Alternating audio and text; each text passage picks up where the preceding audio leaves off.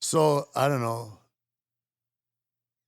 Yeah, dude, I just got all these things. Carissa just asked me to get these things from town, but this is us on Preacher. She's like, I just need stills. This was a thing I did. Like, it was like a commercial. This is us on John Wick. Remember that? Yeah. Right. This is that, like the Breaking Bad SAG Awards I got to go to. How dope is that? Oh, that's dope. Godless, yeah. Right. And then like these are the things, like me and Cowboy and Keith together, like when you get to do shit with all your friends, you know what I mean? Just I forget the name of that show. One of my Robert McCullough, one of my favorite directors.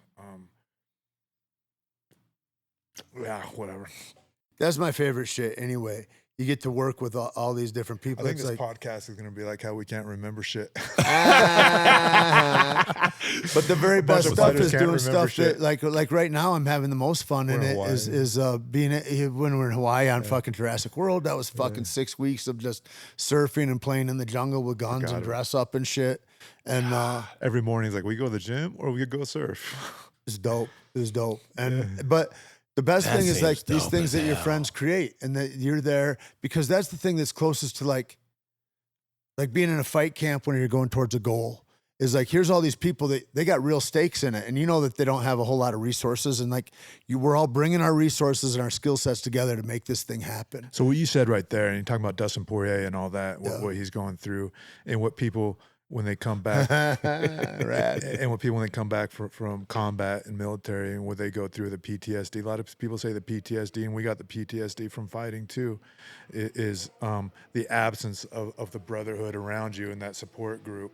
And when you walk into the gym every day, you see the same people that you're going to train with, your favorite partners and whatever, or your obstacles and all that. And like just the absence, all of a sudden, boom, gone. That was the translation of, I'm not training, doing MMA training where you got all these people constantly working towards the same goal. Yeah.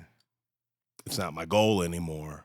So I just go to the gym and I still get that, I only talk to a couple But that's, I think, why the improv thing will be great for you too, because then you're going to broaden your social set of people that are working towards the same thing as you. Yes. You know what I mean? And so the thing about the nerd, like all that secondary shit, to being like, do I have a foundation that I can grow from? Yeah. Before we go, I got a question for you. Yeah.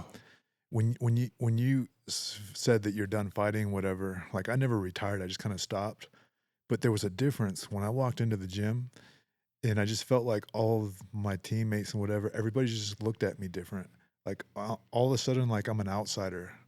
Like, cause like I'm not in the battles anymore. I guess I know exactly what you mean. Yeah. It's in your head. And I also think that, I feel that. I feel that. Like, because when you're not doing it actively, maybe they think you just come in there to. Exactly. I wouldn't go There's to no the mistakes, and you're not exhausted. There you go. Yeah. But the reality is, like, I've been fortunate enough that I did some rounds with Gable. It's pretty easy when you're not exhausted, huh? Well, I was trying to get exhausted. Yeah, but I mean, from a week of training and overtraining. Yes, you're right. Yes. Yeah. The thing about MMA is, like, people don't realize, like, you're always exhaused. I don't think. Yeah, you're never. You know recovered. what? I probably felt the best I have felt day to day, even though I lift heavy and I lift a lot, because I don't have fucking 4 sessions a day, 5 days a week. Yeah. Yeah. And every once in a while you may be like, I feel good. I'm gonna go run 4 miles. Yeah. I don't think you realize until you're done that you live overtrained. People talk about be careful not to overtrain and shit. It's like, motherfuckers live overtrained. And until you get sick or something, you get pneumonia and you got to take 2 or 3 weeks off and you're like, oh, fuck, I'm as strong as I was 3 weeks ago or stronger. Like, you don't have any idea, like, what it takes from you. I mean, everybody's injured all the time. You'd go Correct. And blow your shit in the trash can. Blow all your shit in the trash I remember can. one time another round, I blew out, I had this sinus, I didn't know it was a sinus infection. I didn't know what it was. And it looked like fucking Mountain Dew all in my T-shirt. You know? And I go, Greg, what is it? He goes, oh, you got a sinus infection. Go get some antibiotics afterwards. And fucking, you just keep trying. Hey, nobody wanted to hear it. That's the grossest move. You're sparring, whatever. It's the worst, and dude. you put the T-shirt inside. Yeah, on the inside. That's right. Hey, because it's on the inside, it's okay. I've done that several times. You get punched in the face and you can feel it. Dude, I was watching. Did you see the docu? Keep it moving. That picture I showed you. We've all done it. the Navy SEAL documentary from 2002, and these guys they get into buds or whatever, and you know it's dark and shit, and the instructor's like, so what's wrong? Your hands hurt or something? He goes, yeah, I don't know. He goes, does it hurt? He goes, well, no, it's numb, you know, because they've been in the fucking water for 3 days or whatever, and he goes, and this one's all bloody and this one's cut, and he goes, well, let's just wipe that off, and he just takes his hand and wipes, and like shit. I'm like, I like that because you spend a era of your life bleeding in somebody else's face and vice versa and all that, and then everybody's all sensitive over COVID. It's like, no, just wipe that blood off, and like, no, that looks okay. You get back in there. I never really see. My dad was in the Navy. He was he's a retired CB, petty officer, first class, right? So. He went to like 2 or 3 tours. I'll be honest with you. My dad don't say much. He don't. You ever meet? You meet a couple type of guys in the military. You meet the ones that tell you about their service. And you meet the guys that don't say shit about it. And my dad, unless I've gotten into I'm in a tough place and he needs to get through to me. I think it's about that thing, though, about the same thing, about having a fellowship, having a group of people around you that understand. And if you're around a bunch of people that don't understand and you went through something that was super consequential, I'm not talking to regular people about that. The only time I've ever heard that kind of stuff is when I'm around guys that are operators and there's 2 or 3 of them together, and then I'm just there ear hustling another conversation that they can understand. You know what I mean? Like they can all relate. And that's the only time I've had the privilege of that. Yeah, because otherwise, what the fuck are you going to say? To a bunch of people that are like, oh no, I get headaches too. I understand what a concussion is or whatever. It's like, you understand what it's like to see your friend split in half by a mortar? Like, and until you do, I don't think that there's much sense in talking about it. No, my dad's never, I'm sure he's seen it. I mean, I used to have a t-shirt that had a picture of my dad and his fatigues. He's overseas. I don't know if he was in Kuwait or Bosnia or something like that, right? He was in Desert Storm, Desert Shield, and some other ones. But I didn't know what my dad did. I didn't know that CBs going with the Marines because they're utility workers. Yeah. My dad was like, I was a combat CB. So if there was a body of water and we need to get across it, guess who got to build the raft and take it apart when it gets to the other side? Us. They work with special operations a lot too. Didn't know that. Yeah. Never knew. Yeah. I remember the T-shirt I had, my dad had a gun on his chest like this. He had a couple sidearms. He had his belt on with his canteens and all that shit. And I would tell my friends, like, this is my dad. It was like, that's not your dad. He looks cool. All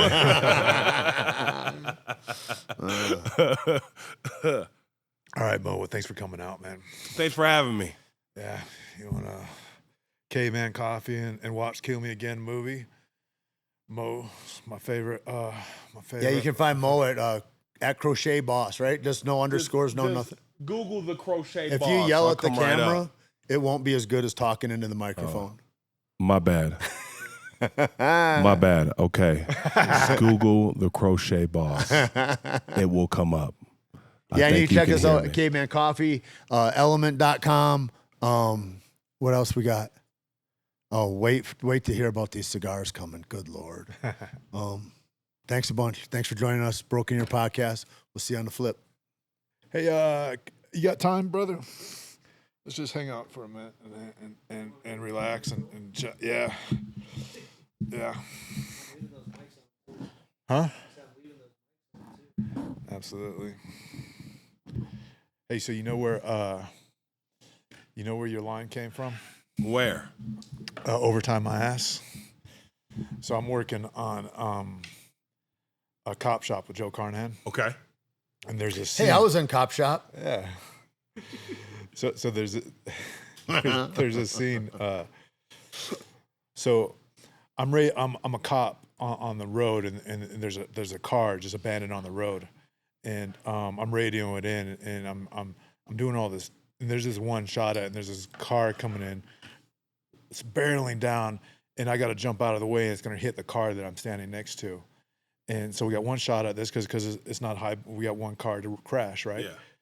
And so I'm standing there. I'm saying so the things I'm saying is important information, right? Because it connects to the other side of the scene and going forward. Yeah. So I'm spitting this shit out, And then I realized that car's a lot faster than it's supposed to be. That car's coming up, and I kind of oh shit. So in my mind, I had to figure out what I could cut from this thing and what I needed to keep that's important. I don't remember that. Amazing. So I cut a little bit. I said the end piece, and I just jumped over the hood of the car, and then bam, it hit, right? So then, so I'm laying on the ground, right? And I haven't heard cut yet. So I get myself up, I find my hat in there, and I dust my hat off. I haven't heard cut yet. So, okay, I'm walking back to the car. I haven't heard cut yet. So, like, I should say something.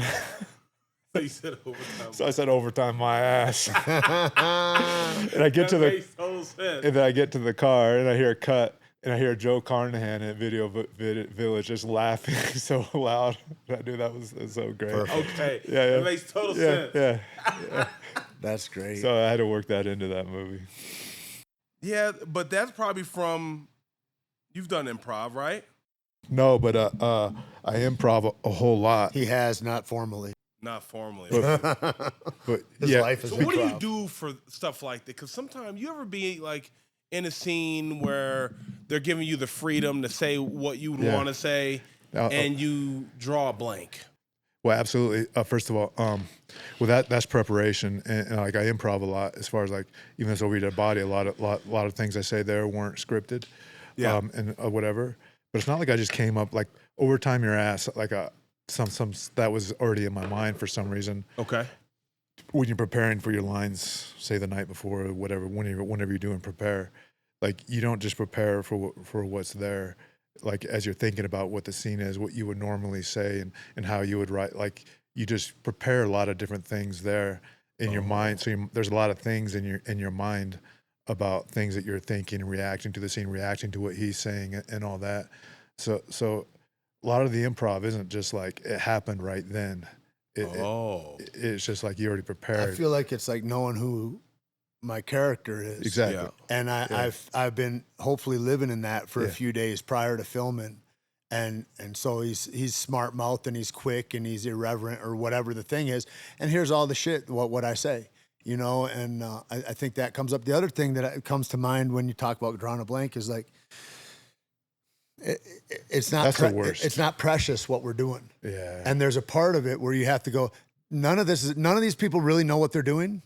And it's okay that we can just fucking do it. Like none of it matters that much to hold on to it where it's all like the holy grail. Let it be what it is and let something original come out. And that's where great shit happens. And what he's saying is that too, and like you don't just say shit to say shit. Correct. Like I feel that. you have that impulse to speak Yeah. because you're in the moment and you have the character and you feel that impulse to say something. And if you're not worried about that thing that you're saying being stupid, Right. then it'll just come out and risk being stupid, whatever. They'll edit it. It doesn't matter. You got another take. There was a girl that was opposite me that was talking shit in Gen V, and she was like this fiery red hair, and it's like part of it is like mind your business, fire crotch or whatever, and that is not scripted, but that's the flavor of that show, and that's kind of how those people speak, and just like whatever it is that comes up that seems like, yeah, this is acceptable now, you know. So I don't know this, but you talk about improv, and I imagine improv classes and all that. These guys do that so much. I put it to like freestyle rapping, where like when I played football, like every day in the locker room, Somebody be freestyling. always, Yeah. And there's a lot of repetition there because they've already worked out these things in their head. You got little sayings that you can fit in. Yeah. Okay. See, you know what my fear is? My fear is that I will forget. Like you prepare too much. Yeah. And you prepare too much to a point where you still draw a blank. You ever play you ever play the dozens when you're a kid? What's that? Just talk shit to each other, like your mama jokes and this. Oh, and that. hell yeah. It's playing the dozens. Google it, fucking kid. I mean, I'm a kid too. I don't know either. Can't believe this shit. What has culture become? Like, man, I wish I would have talked about Ask this. Claude. What? What's your most embarrassing moment on set? Because I got one. I got one. Well, tell me yours while I think about it. Okay. So, it's the scene in Him. When I'm in the room, I say cock-a-doodle-doo, which that wasn't scripted either, actually. I'm I say cock-a-doodle-doo, and I'm yelling at him while he's looking in the mirror, right? Well, they just said say whatever. So, I'm trying to, you ain't shit, whatever, right? All of a sudden, one of the producers comes over to me. He goes, hey, Mo. And I'm so locked into the scene. When I say I'm locked in, like, I'm trying to do it right. This one of the first sets I was ever on. I was on Kill Me Again first. This was a big opportunity, right? And I think I kind of dropped the ball when we were on the field. They were giving me the opportunity to improv and be a coach, right? And I was drawing a blank. First time, I don't know. I just didn't expect it, right? And so he says, come here. He goes, hey, man, do you mind if I give you like a old coach's, like an old coach? He goes, and that's what he said, and it never dawned on me what he meant. He goes, all right, so, try to say I got what do you mean where it's candy from? in one hand. Hold on, guys, hold on. He was saying, he was like, here, this is what you gonna say. I got candy in one hand. I'm like, all right. He goes, got hard dick in the other. He goes, and I'm fresh out of candy. So in my head, it never computed what he said. All I got is hard dick for you. I didn't realize that, okay? So we go up there. I'm standing at the mirror. Cam or Tariq is looking in the mirror, and he has no idea. I don't think anybody knew that this was going to happen, including he told me to say it. Fuck it, say it. All right, say it. So I'm sitting there, and they say, roll sound, action.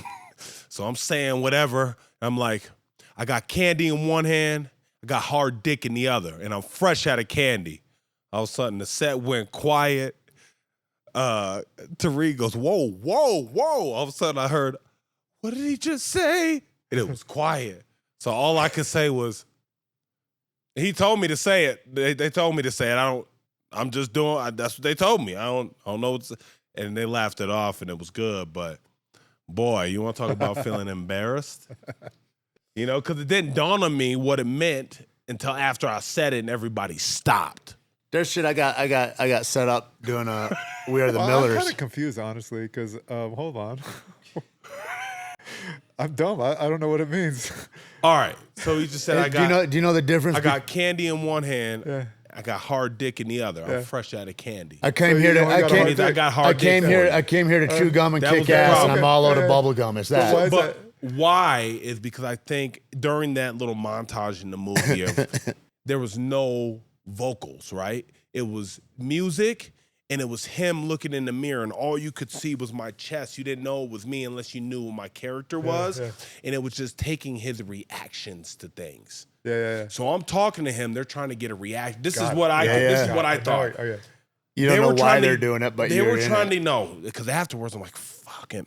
Yeah. Am I gonna work tomorrow? Like, I was nervous, and I took it as they were looking for a reaction out of him, right? And they weren't getting the reaction they wanted, right? So they figured if we throw him a curveball, what reaction are we going to get? And they may have gotten it. Yeah. Why is that embarrassing? That's not embarrassing at all. Because he doesn't know what time it is. It was my first. I didn't know. Okay. Yeah. Shit, I didn't know. Who's the broad in Jennifer that was married to Brad Pitt and she was in Friends? And Aniston. Jennifer Aniston. Yeah. It was her and We Are the Millers, and they want a reaction out of her. And I'm supposed to this mild sexual assault kind of thing at a gas station that ended up getting cut out of the movie. But the director's like, hey, I want you to talk about how you're going to taste her and she's going to be dripping off your lips. Like, I go, really? That's not in the script at all, right? Like, that's not anywhere. And he goes, no, but just when she's like, why are you following me? And like, we're by outside, around the corner is the bathroom of the gas station. And dude, I'd never seen somebody look so disgusted at me. Like, because she doesn't know, but that's what they're looking, and that's just what we're doing. So I got that with Inherent Vice with Joaquin Phoenix. I bet. Paul Thomas Anderson told me to, he's chained up and I have to go down and get drugs to kill him or something like that. And he said, yeah, I want you to, when this time when you go up to him, I want you to kiss him. And then be ready to fight him because it's Joaquin. Yeah. Okay. So I went and I grabbed his head and pulled it down, and I kissed him right on the cheek. If I did it today, though, I'd kiss him on the fucking lips. I don't give a fuck. That's right. But back then, I was after I saw your sex scene in your latest show. Yeah. You know what I mean? For sure. Hey, I got people hitting me up on that. I bet. I got dudes hitting me up. I bet. You want to do private training with me? Oh yeah, yeah. I had a dude dude hit you up and hey man, love you, and love your dead body. That's gonna become I'd love to see you around. It's gonna become a gay cult classic. That's just that scene. You don't know what I'm talking about, do you? Yeah. Yeah. Have you seen? Oh, you saw it? Yeah, I saw Over Your Dead Body. It was hilarious. Yeah.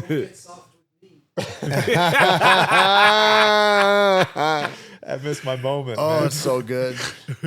I got. That was great. It's not really embarrassing, but I think I've told this story before. But I just love this story so much. On that same movie, Inherent Vice. Hey, we're talking about preparing. Yeah. And you're talking about being a football coach. It's the same thing. Yeah. Wow, this really fits. I had my character was gonna, and it said in the dailies from the day before. Oh, I didn't read this. Like, I'm gonna lead the group of chanters, and we're like, oh my God, we're like this yoga group, and we sit around and like we're like these extra hippie guys, and so I'm gonna lead these chanters. Like, what, I got to sing? What? And so I start Googling yoga videos and about like chanting and yoga chants and whatever. I'm practicing all this shit. Yeah. Like, I'm really nervous about going up and singing on camera and all this stuff. And like, there's no direction, just leading these chanters. And like, well, they're gonna tell me what am I gonna do? Yeah. So like, the scene's coming up and I see us whatever, and we're gonna go block it pretty soon. Like, okay, and I remembered. I think he looked on my phone and I looked up at that video again. And then, all right, we're gonna come over there. Keith, come over here, and like, here's all the chanting, a bunch of people in white robes and all that too. And like, okay, we're gonna chant right here. And all right, Keith, what we're gonna do is you're gonna take this group of chanters and you go from here and walk down over to by that tree over there. I'm leading them in a line. And that's all they had for you? Like, I'm leading them to the tree. Were you chanting? No, that was it. He's just leading them. They're following him down the path like Pied Piper, but he's not got no song. Yeah, I'm leading them. Like, they're going to follow me in a line. And after you learn to chant and... None of that happened. He made it up in his head that must be what they're asking. But it's like being a football coach, right? Like, I better prepare and learn all this stuff. Yeah, and all that, I tried to. Shit, I crashed course. And what football coaches say? I'm looking at YouTube videos.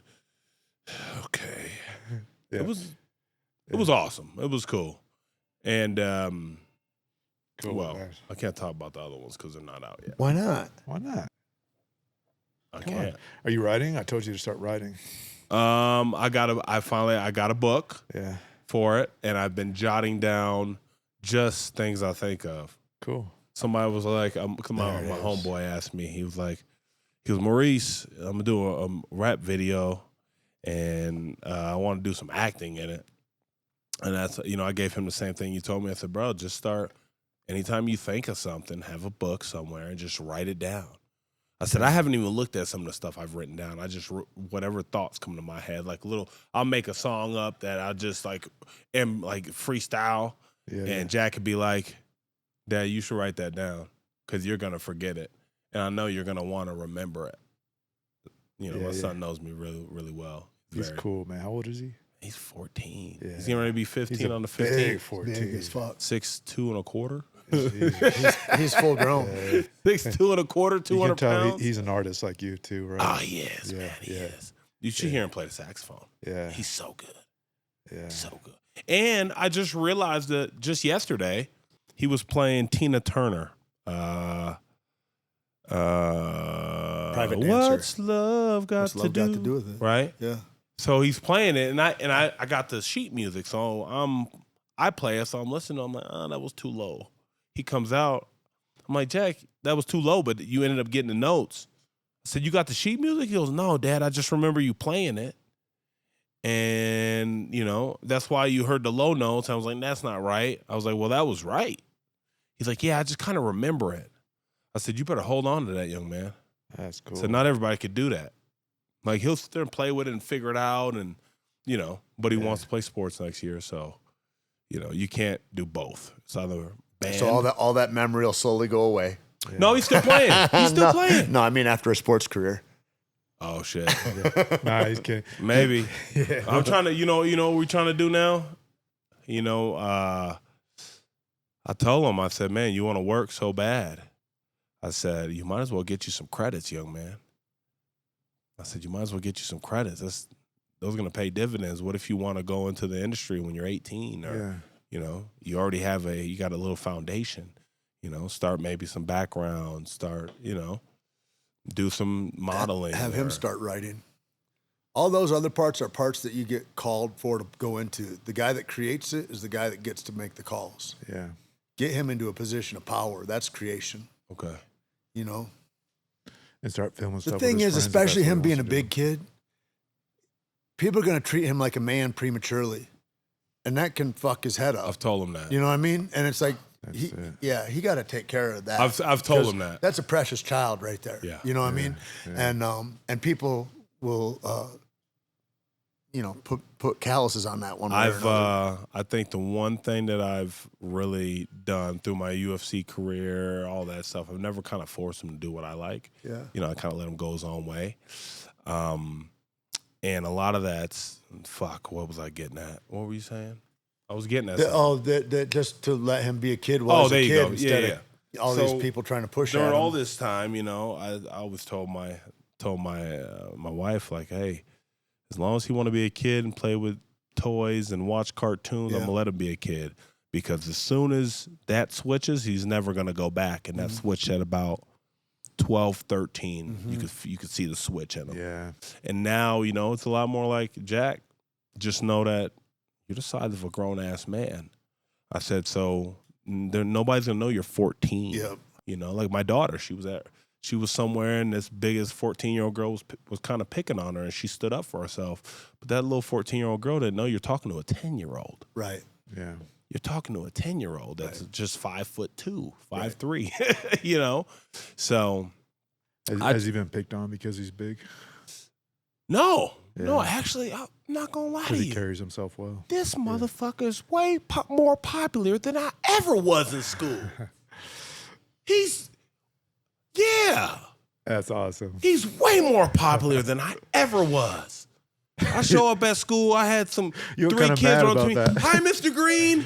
It was weird. I went, hi. Jack, who was that? Yeah, but his dad's pretty cool, though. That helps. That's fair. Yeah. That's fair. Yeah. That's fair. That's your dad? That's fair. That's fair. Well, once they know, right? Yeah. At first glance, you wouldn't think Jack's dad was black. Yeah. You look at Jack like, from California or what? He looked like he a Cali boy. Yeah. He do. Does he get tan pretty good? Both of them do. Yeah. Both of them do. Yeah. Now, Mom. This motherfucker does. Her ass burns. Yeah. Straight burns. Goes pink. Transparent. Translucent. Yeah, my daughter's like that. This motherfucker's dark and like. Oh, you get good tan? Yeah, like in an hour. You burn, don't you? I went out. I'm getting old, like I guess because like the top of my head, like there's not a thick skin there anymore. Yeah, and I'll be out for like a half hour. I get burnt. Still? Yeah. Even though you've been bald for a while. It's happening skin, more, man. I tell you, the skin changes. You know, like when you. I gotta go grapple. If me and you grapple right now, I'll be like covered with shit all over welts all over my face and all that. Yeah. I think the last time you did come to the trade, I did. But that's probably because that's like my head with that's everything. like mat burn though. You did. Yeah. I think your skin changes; it gets sensitive to the mat. That will change over time. Yeah. I'm about to look like y'all soon, just so y'all know. That was the last time I grappled. How that be handsome? His hair keep acting up. Oh come on! His hair acting up. Look at it. You still got choices.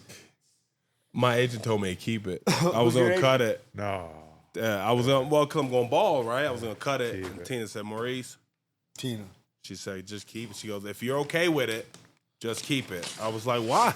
Because they can always tell you to cut it if they want, if that's something that comes up. But that's you can't what she ever said. grow it back. She said, listen, just knowing that you're willing to cut it if need be for the right role. Yeah. She goes, but I think your hair and I wouldn't cut it for a day. That's what she tells me all the time. She goes, Maurice, that is you. You know? They call me to be a motorcycle cop.